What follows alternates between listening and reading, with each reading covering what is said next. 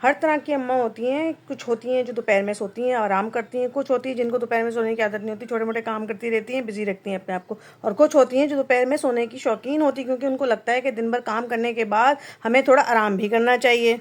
तो इसी तरह हमारे घर में भी एक रूल हुआ करता था जो हमने अब तक फॉलो किया हुआ है। हम सब बहन भाइयों ने फॉलो किया हुआ है। इस चीज़ के लिए मैं हमेशा अपनी अम्मी को याद करती हूँ, मम्मी को याद करती हूँ इस चीज़ के लिए कि मम्मी ने हमने ऐसी ट्रेनिंग दी हुई थी, ऐसी ट्रेनिंग दी हुई थी कि दुनिया की कोई ताकत हमें हिला ही नहीं सकती इस जगह से।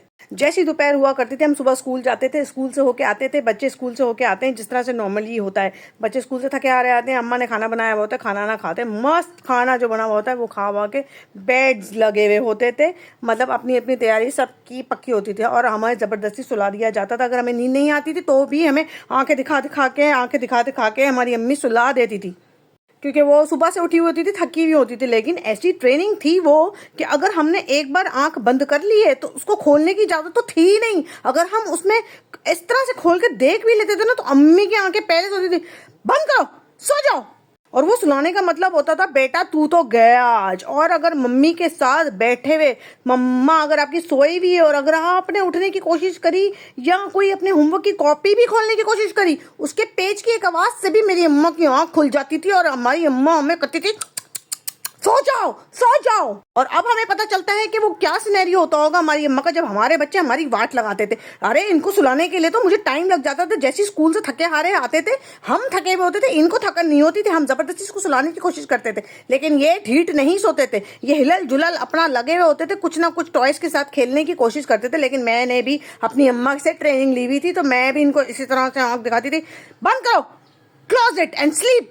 वो डर और वो दहशत अब भी मैंने अपने बच्चों पे बनाई हुई है, जो मेरी अम्मा ने हम पे बनाई हुई थी। मेरी अम्मा को अगर नींद आई हुई होती है, अभी भी ऐसे ही हैं, अभी भी अगर सोई हुई होंगी तो मजाले के कोई दरवाजे पे क्या परिंदा भी पर नहीं मार सकता अम्मी के घर पे। अगर अम्मी ने सोया हुआ है ये सबको पता था, आधी दुनिया आधा खानदान जानता था कि अगर हम सोए हुए हैं तो हमारे घर पे ना कोई आएगा, ना कोई कचरे वाला, ना कोई रिश्तेदार, ना कोई चीज देने वाला, ना कोई सामान डिलीवर करने वाला। अगर किसी ने कदम रखा तो मेरी अम्मा ने दरवाजा खोलते के साथ ही उसको ऐसी बारिश और ऐसी बौछार करनी होती थी बातों की कि वो मरी जाए सीढ़ी पे खड़ा खड़ा।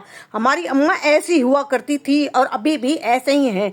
लेकिन अब अम्मा को जो है दोपहर में नींद कम आती है, क्योंकि अम्मा मोबाइल की शौकीन हो चुकी हैं और हर वक्त मोबाइल पे गेम्स खेलती हैं। तो हमने भी अपने बच्चों को वही ट्रेनिंग दी हुई है। कहने का मकसद ये है कि ठीक है भाई, आराम करना जरूरी है, अपनी माओ को भी आराम दो, अपनी माओ को आराम दो, क्योंकि हम भी माँ हैं, हमारे बच्चे भी, हमारी बेटियां भी कभी माँ बनेंगी। तो वो ट्रेनिंग मैंने अपनी बेटी में भी भर भर के डाली हुई है कि अपना आराम देखो। सबसे पहले सुबह सवेरे जब उठती हो, काम करती हो, रेस्ट करना लाजमी है, जो कि हमारी अम्मा ने बताया है कि वो बहुत जरूरी होता है, जो कि हम सीख के अपने अपने घरों से आई हुई हैं। और आई होप कि आप सब में भी ऐसी औरतें होंगी, ऐसी लड़कियां होंगी जो ये वीडियो देख रही होंगी, जिनकी अम्माओं ने शायद ये ट्रेनिंग दी हो या भूल गई हो। अगर नहीं दिए तो आज ही अभी ही इसको रूटीन में ले आए, ताकि आपको दिमागी बीमारी ना हो। जहनी सुकून चाहिए होता है औरतों को, जो सुकून आपको चाहिए वो आप ज़रूर लीजिए, क्योंकि हमने भी ये टाइम गुजारा हुआ है और हम चाहते हैं कि आगे वाली सारी जनरेशन चिल करे,